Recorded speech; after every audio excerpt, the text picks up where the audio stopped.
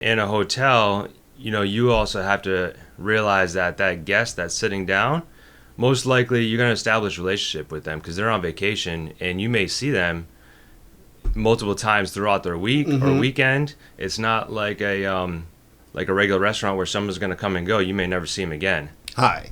Welcome to the Modern Waiter Podcast. I'm Marlon Joseph, the Modern Waiter, where we discuss all things restaurant business. Learn something. Laugh at something. On today's episode, we learn the difference between hotel service and restaurant service. But first, the intro. Tired of working deadbeat jobs for lame pay. I'm tired of getting fired and hired the same day.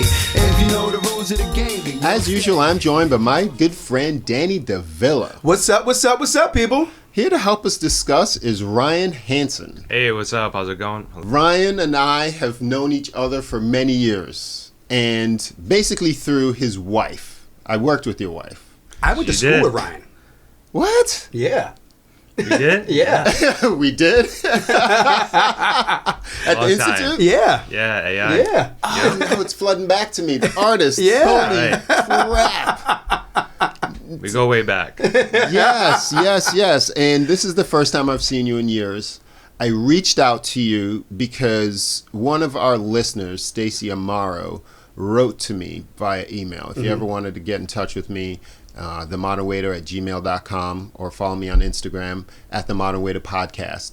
And she said, a longtime listener, we've written back and forth, and she was interested to know because she works in a hotel, and she wanted us to do a show on the differences between regular restaurants and hotel restaurants or service. And here we are. So thank you, Stacy, for listening, for one, and reaching out. Yes. Thank you so much, Stacey. And so I wrote back. I immediately thought of you. And so take me a little bit through your history now. What's your first service-related job at all? Gosh, it goes all the way back. I started working when I was about 14. Okay. My dad's a chef, so it's kind of in the family. And my mom kind of cut me off from giving me money when I was 14. So I went out. There's a local country club in my hometown. I started working there as a caddy, and then I actually moved into the restaurant side. Started back of the house in the kitchen, and then I worked my way as a busser. And then throughout life, after that, I worked there for a few years, and then after that, I've been in small restaurants. I've been in steakhouses. I've worked in a bunch of different restaurants, and then 2009, fast forward, is when I first entered into the hotel business. What year? 2009. 2009. Wow. Okay, so that's a good amount of time. So I'm excited because you have restaurant experience. Yes. So it's a one-stop shop. Yeah, and like I said, I've done everything in all different types of restaurants. I've worked in high-end steakhouses. I've worked in small mom-and-pop restaurants. And country clubs. And wow. We might have to have you back. Yeah. You're well vetted in the restaurant industry. So now, what's the biggest thing that you feel as a difference in expectations, guest expectations, when a guest sits down at a regular restaurant versus when they are with a server in a hotel? I mean, I feel like expectations are just going to be the same, Okay. However, being in a hotel, you also have to realize that that guest that's sitting down, most likely you're going to establish a relationship with them because they're on vacation and you may see them multiple times throughout their week or weekend. It's not like a regular restaurant where someone's going to come and go. You may never see them again. That is so true. Yeah, you're going to see them probably for the duration of this. Of course. Even in passing. Yeah, so it's incredible to build a relationship right away, and a good relationship. So you should always start off in that mindset of, hey, let me introduce myself to these people, get comfortable with them, and establish that ground right away. And it's also good to have them coming back and then remember who you are and build a small relationship. Absolutely. Man, so then I never thought of that. So then you're actually building little relationships, maybe 1, 2, 3, 4, 5 days at a time, and people coming in and out, rotating. So I can only imagine, because as a server in a regular restaurant, I see that person once, maybe I'll see them again Yeah. in a few months, maybe next year, stuff like that. But to know that I'm going to see them tomorrow, I would probably have a different lens for sure.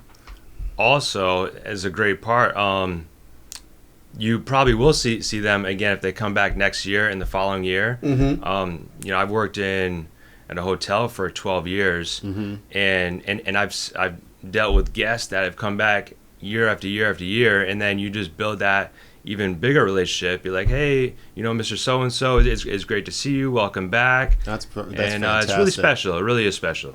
That's I love that. I love it too. I love that. Can you run down for me quickly your positions throughout your hotel experience? Absolutely. So, like I said, when I first started in hotels in 2009, I went in as an in-room dining server. Okay. Which is really cool. Room service server. It's a room service. If you're not familiar with it, it's a 24-hour operation. Okay. At least at the hotel I was at, and it was basically It's a server position. We worked out of a kitchen in the basement, but it was a full kitchen solely just for room service. Mm-hmm. And we'd serve breakfast, lunch, dinner, and then we'd have a selective overnight menu.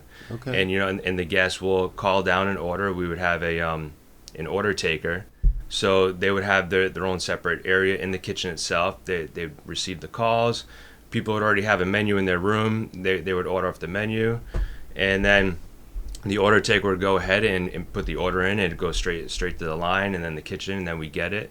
And then we prepare their meal or meals or drinks or whatever it is. We did a lot of bottle service as well, and set it up on a cart, take it up into the room. We'd usually have, our window of 30 minutes from when they hang up the phone to prepare everything and take it up to their room. We'd have our little carts with hot boxes. So if it was hot food, we'd have everything in a hot box. So if there was any wait from being down, like I said, down in the basement, To go into the room. all the way up to maybe the 24th floor, using the same elevators as the housekeepers do, which is always a constant battle. Take that up to the room. Now, once you get into the room, then it's creating that experience of bringing it to the room. Some of these rooms had full kitchen suites and dining rooms, so you'd go in there, and I would, I would always go above and beyond. If they had a dining room table, I'd first, enter in and then set up their whole dining room table. I'll put their forks, their knives, do all the settings, their drinks, and then and then set up their dinners, and then uncover it and present it to them, because you want them to feel like they're actually going out to eat somewhere and not just, receiving a tray of food. Yeah, I love it. And then going that extra distance, really, again, just establishes that relationship with them. That's pretty cool. Like, you must be a mind reader, because I really wanted to know how room service works. What is something that we would be surprised to know about room service? Like, how do we get it wrong a lot of the times as guests? Well, again, that kind of goes from hotel to hotel, Okay. and From your experience. I mean, from my experience, how people may get it wrong is they think that, hey, it's just like a grab and go takeout thing, that maybe the food isn't really that good because it's just room service. However, I mean, from my experience in our kitchen, we had a really great chef, and we put out really great, amazing food, and it's just, people maybe seeing it to believe that the food was really good. So going into it, maybe not doing room service ever, thinking like, oh, hey, I'm just going to order. It says it's going to be a cheeseburger. It'll probably get to me cold. The fries will be cold. So, yeah, but it all falls back on the server in the kitchen and making sure that full process gets to them where they feel like, hey, this is really good food. Now, what about the gratuity? When it comes to gratuity in room service, the person who runs it is just the runner, or does the runner do stuff on the back end? Do you guys pool it? That all kind of varies, usually from operation to operation. Makes sense. Yeah, so the gratuity was always included. Yeah. There was always a service charge included, whatever it was. I think it was like maybe 20%, 22%. And that would automatically get charged to, on the check as well. Automatically, yeah, I remember seeing, yeah. Automatically. And server doesn't always get that full 20%, whatever it is. Usually the hotel takes a cut. And then, so whatever falls back. But then, usually there's one or two, maybe even three servers that'll be running a shift, and that we would always share it. We would always pool it because you don't know which check you're gonna get. You just get the next one in line. So the fair way that we did it was we would always pool a shift pool. Okay. So let's say I got the next check that will come in. We rotate checks. I got a check that came in, it was just a burger and fries and a soda, and the next call that came in, let's say it was a bottle of Grey Goose. You're automatically gonna get that 22% on that bottle of Grey Goose. The bottle of Grey Goose is going up for $600. So versus a burger, that 20% is going to be $5 or $6. A lot less. Yeah. So to be fair, we would always shift pool, and so the AM shift, the PM shift, and the overnight shift, they would do a shift pool. That makes sense. Now take me from the room service. Where did you go to next? Sure, yeah. So again, I did room service for a few years, and then I kind of moved my way into banquets. And okay. Loving it. Banquets, yeah. Banquets is amazing. I've been doing banquets now since then. Okay. At a different hotel now, but so I've been doing banquets since then. When it was my manager actually that kind of pushed me into going to banquets because I was really comfortable in room service. It was fun. It was easy. I was making great money. Mm-hmm. But my manager at the time, he was like, "Listen, Ryan, I need to get you into banquets. Banquets is where it's at." So he pushed me in there, and with my bartending experience, he started me off as a bartender, banquet bartender, and then I immediately transferred into the the full-time head bartender. So I was I was organizing and doing inventory, and banquet bartending is so much fun because versus regular bartending, you're not really collecting money. You're not. There's no exchanges. People may give you tips, but you're not ringing people in. You're just serving drinks. Yeah. So it's You're not a cashier. Yeah, there's no cashier involved. It's all banquet events, whether it's an you have a drink package, it's all included. Yeah, whether it's a consumption package or a per person package, it's all packages. It's all open bars. So you're just setting up your mobile bar, and you roll it to the destination. You set it up and you serve. And again, banquets. If you're not familiar with banquets. It's great. They range from maybe 1 hour to 3 or 4 hours. Usually weddings are the longest. They'll be usually 5-hour bars, which are crazy and can get out of control. But okay. I could see that. But it's fun, and you're serving drinks. You make drinks, you serve drinks, and after bartending, then I rolled into being a banquet captain.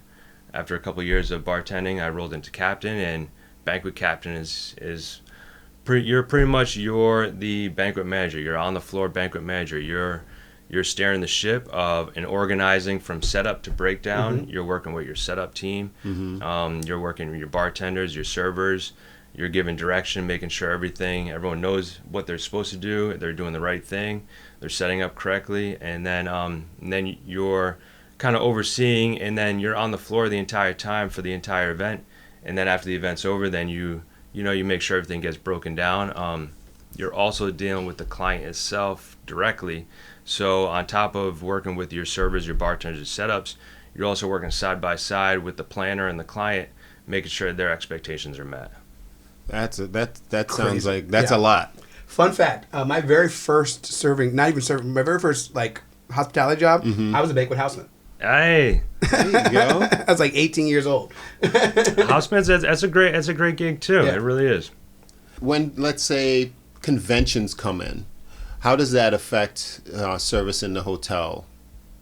Yeah, that's a great question too. So it all kind of goes by how big the convention is and what their plan is with the banquets. So the conventions, usually they'll have breakfast and lunch. Okay. They may not have dinner every night. So how their events are set up is pretty much how the outlets in the hotel are going to function. So they may not even have breakfast or lunch. Maybe they may be there from Monday to Friday, and they may have breakfast only 2 days, or maybe dinner 2 days. So every other day they're there. They'll take a break or something and come back, or Sure, they'll do their coffee break and come back, but they may go to the hotel restaurant for breakfast or the hotel restaurant for dinner and lunch. So that kind of factors in, and then we just have to communicate, or everyone has meetings to communicate. Hey, this group is going to be here for the whole week, and they have no PM events. So make sure your restaurant are staffed up and are ready for the overflow. 300 people may hit you guys all at once. So in regular restaurants, there's a certain amount of unknown.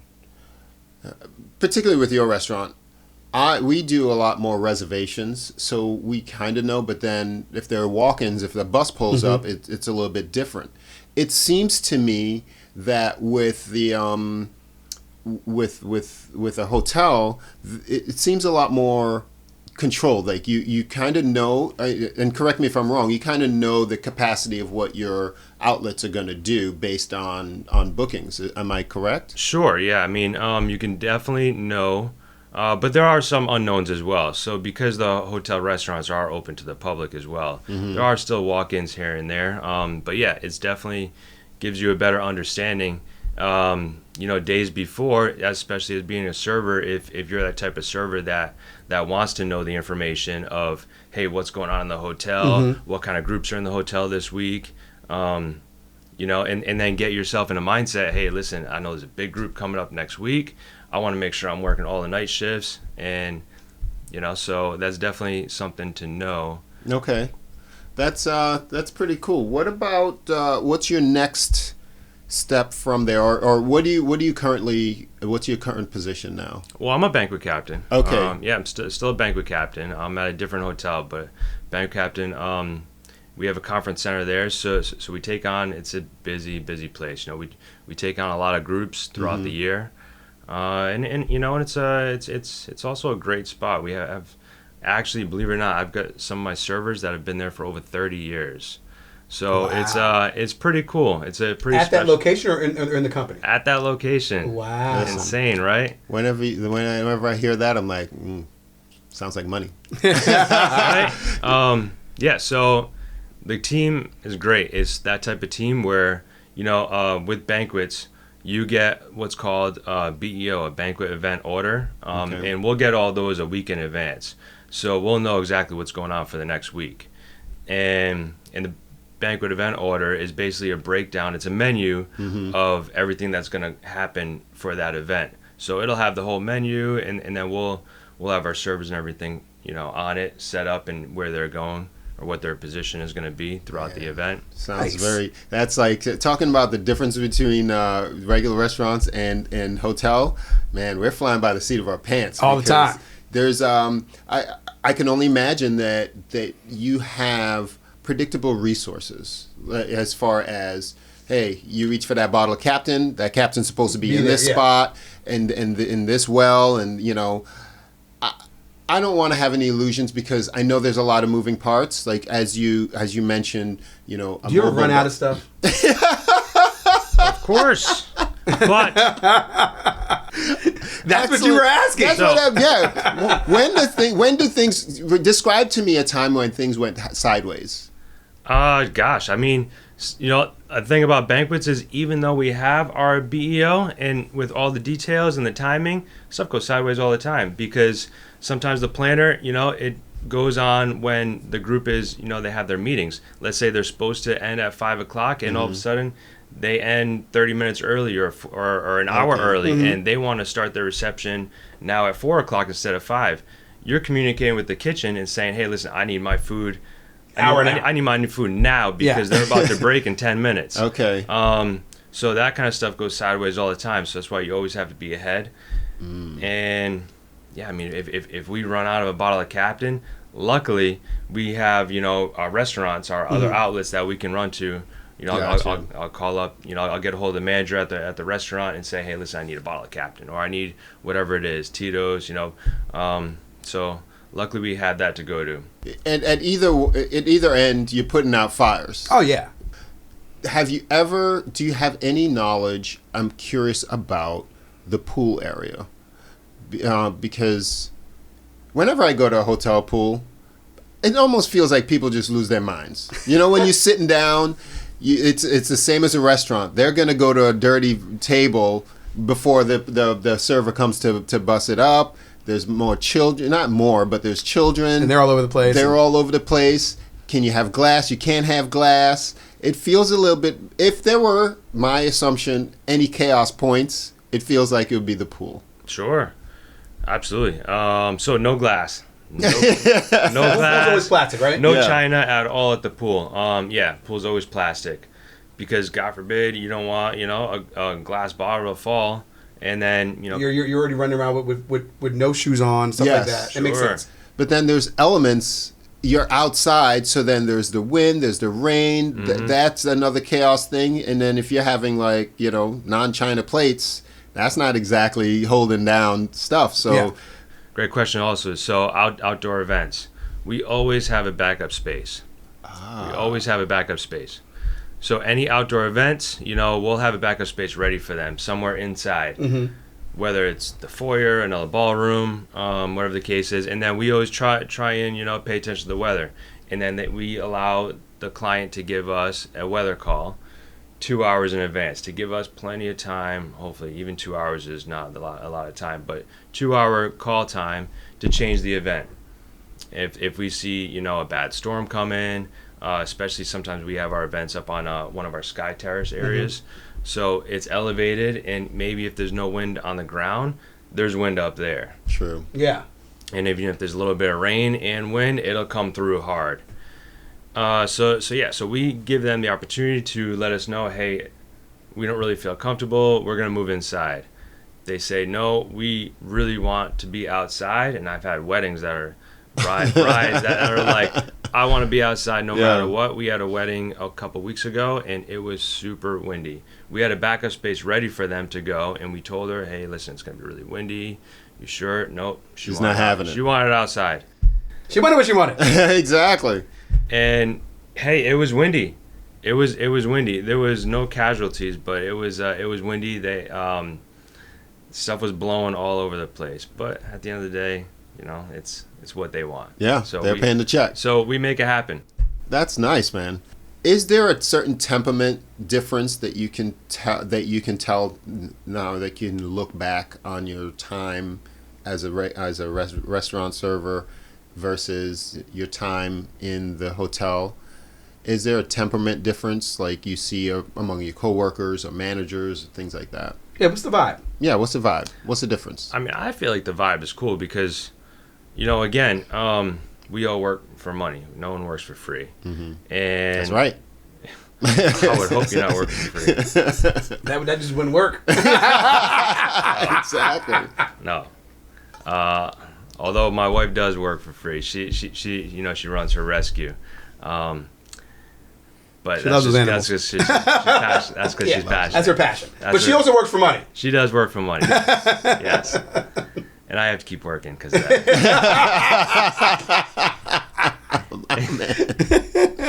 I have to keep working to make her happy. But yeah, back to the service charges. That's the great thing about banquets. You don't really have to worry about trying to chase down a guest to give you a tip to make sure it's they give automatic. you a tip because it's already in there. Yeah. Now they may give you extra. I've had plenty of occasions where you go above and beyond, and the client is so happy that they'll give you an extra 20 or an extra 100. So which is great, and that also drives my service too to go above and beyond too. We also do hotel recognition.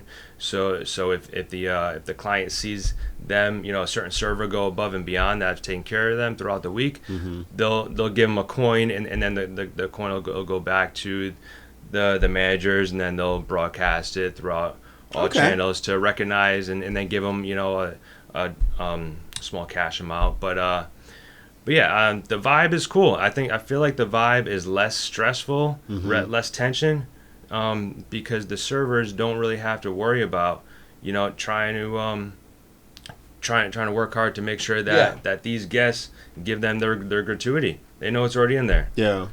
And that's interesting because it almost feels like once you're relaxed about it, you can, and the guests are also relaxed about it too. It feels like, because they don't gamify how you get paid. Yeah. And so you can have that relationship and say, hey, Mr. So-and-so, what may I get for you?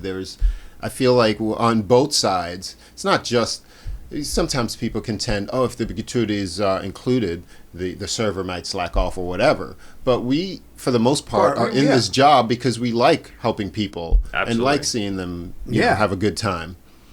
And then you're not stressed out. When you're not, like as a server, just naturally, you don't want to be stressed out or even have a table stress you out. True. So you just want to have that vibe, be nice and chill. You want to make sure they leave happy and you got paid. So you're happy about it across the board. You did your job and it ran smoothly. You don't want to have to deal with somebody complaining or nobody likes to deal with a complainer anyways. And if everything runs smoothly, it always runs smooth.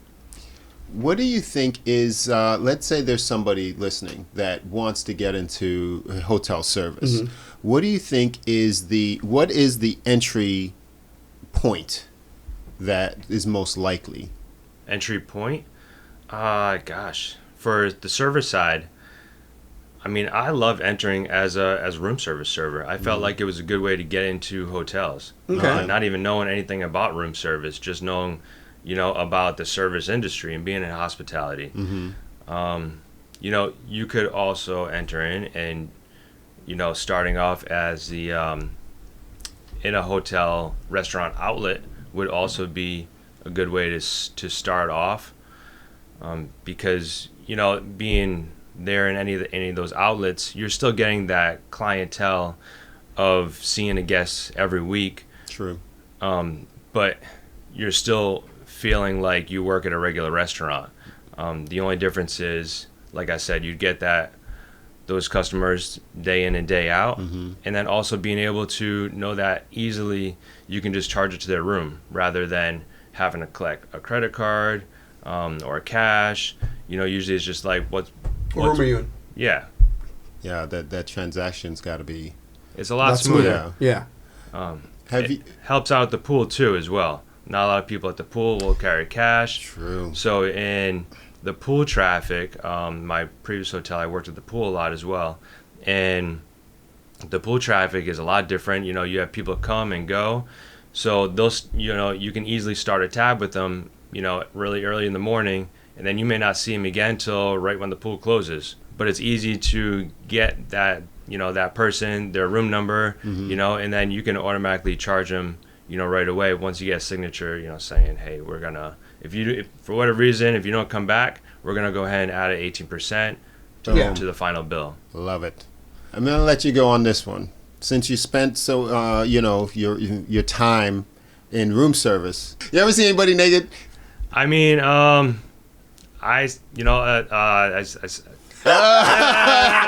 a yes. That's a yes. I'm just curious because you're in you're experiencing a lot of people. Yeah. And you and I both know. We all know that people are nuts. Yeah. And they go and they let loose when they go in a hotel. So I can only imagine when you're going up for room service, it's like the delivery guy and yeah. It is and it isn't. I mean, like, it only happened one time, and it was like a couple of guys in a room, and they like purposely were in the shower because they knew that someone was coming. But besides that, I feel like it's still a personal space. You're going into someone else's. Yeah. It's almost like you're going into someone else's house. True. Absolutely. True. So, I mean, you have to take everything, with a grain of salt, and just kind of. You knock on the door, introduce yourself. Sometimes people don't even want you going in their room. True. Which so they'll take it right there from you. Yeah, they'll say, "I'll take it right here. I'll sign," and just I'll take it from here. I got a dead hooker in the bathroom. Yeah. And I'm not going to question you about it. I'm not going to question. Just go ahead. I was never here. Just sign on the piece of paper and let me go. Do your thing. I just need this tip. I just need to make sure you. I want a problem. Sure. Yeah. Listen, I would love to talk to you again because there's some other things, particularly country club, I'd love to pick your brain about. If you would love to come back, that'd be great for us and for our listeners. Thank you so much to Stacy for suggesting this. Yes. Stacy Amara. I hope we touched on the things you wanted to hear about. And she's like eagerly awaiting your music, my friend. Oh, okay. Yes. He goes, oh, okay. I know I told you about that. And is there anything you'd really like people to know about, working banquets? Because I've been a guest, but I've never actually worked it. So let's say that I wanted to make a transition. What would be your best advice for me to succeed? Just go for it with open arms. I'm telling you, I love being in banquets. It's a great smooth transition. Again, being in the hospitality, we all work for gratuity, and it's easy to know that. I mean, I'm just saying my experiences. I don't know if all banquets have the gratuity included or how the servers get paid and the workers get paid, but it really is a smooth transition. I have no regrets. Awesome, man. Thank you so much, Ryan. My man. We'll see you next time. If you do enjoy our show, give us a like, subscribe, and let me know how we're doing in the comments. Actually, I want to know if you work in a hotel, and maybe you can tell our audience about some differences that you've experienced. And I'm Marlon Joseph, the Modern Waiter. I'm Danny Lil, subscribe. Stacy, check out my music at everything, but look up Quick in the Demo, and you'll pop up on Spotify, Apple Music, all that good stuff. Quick in the Demo? Quick is the artist, KWIK. Okay. And the Demo is the name of the CD. Oh, okay. And that is on Apple Music, Spotify, Amazon, all that stuff. That's all you had to say, brother. Yeah, that's it. We'll see you next time. Later.